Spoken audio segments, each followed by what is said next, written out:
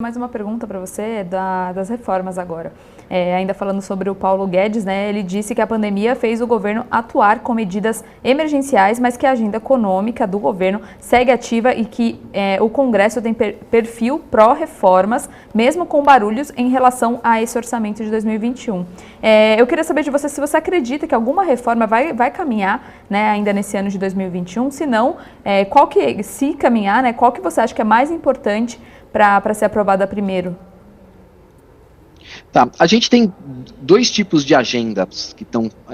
enviadas pelo governo, que constavam daquela relação de 35 projetos prioritários que o Palácio do Planalto apresentou ao Congresso logo depois da eleição do Arthur Lira e do Rodrigo Pacheco. Você tem as reformas estruturantes maiores ali, que são a reforma tributária e a reforma administrativa. A reforma tributária segue num impasse ali, que não tem ainda um texto publicado final, não se sabe o que é que o governo vai apresentar de novas etapas e tudo mais, ainda um imbróglio grande ali a destravar. E você tem a reforma administrativa, que foi enviada pelo presidente ainda no ano passado. Ela está parada ali, evidentemente,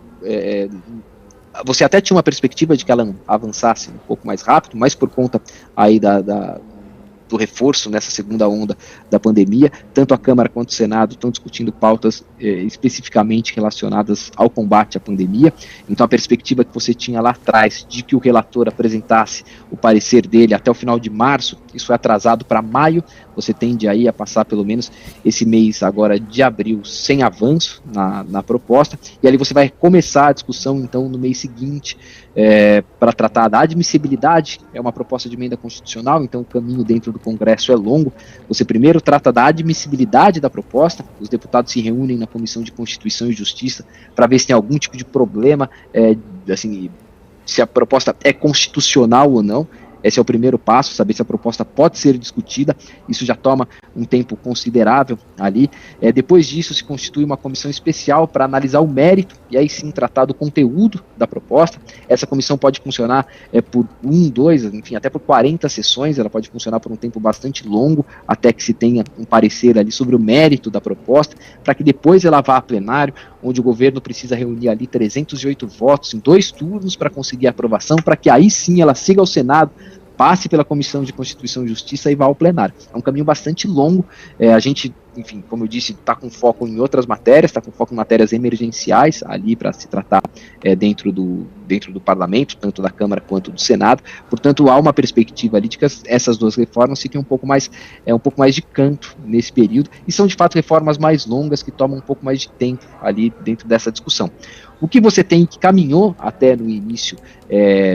do ano, no começo de fevereiro, quando o Congresso ainda discutia pautas além da pandemia, eram reformas micro e reformas setoriais. Então você teve a conclusão da votação do marco regulatório do setor do gás, você teve a aprovação da autonomia do Banco Central, você teve uma série de medidas ali mais pontuais que foram aprovadas nesse meio tempo, e que depois de passado aí essa fase mais crítica da pandemia, podem voltar a ser discutidas. A gente ainda tem, por exemplo, no Senado, 2 projetos relevantes que tratam de infraestrutura, um deles do setor da cabotagem, né, da navegação entre portos, outro do marco regulatório do setor das ferrovias também, que estavam em vias ali de começar a discussão, ficaram de lado por conta da pandemia, mas ali no retorno,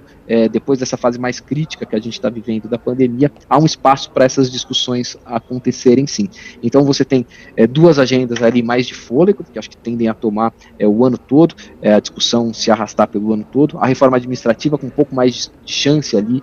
de ter algum avanço concreto do que a reforma tributária, mas são discussões que se arrastam, que não vão ser resolvidas ali em 1 mês, em 2 meses, e vão tomar, portanto, aí todo esse ano de 2021 aí, pelo menos, de discussão. E enquanto isso, outras reformas menores, outros projetos menores ali que tratam de temas de infraestrutura podem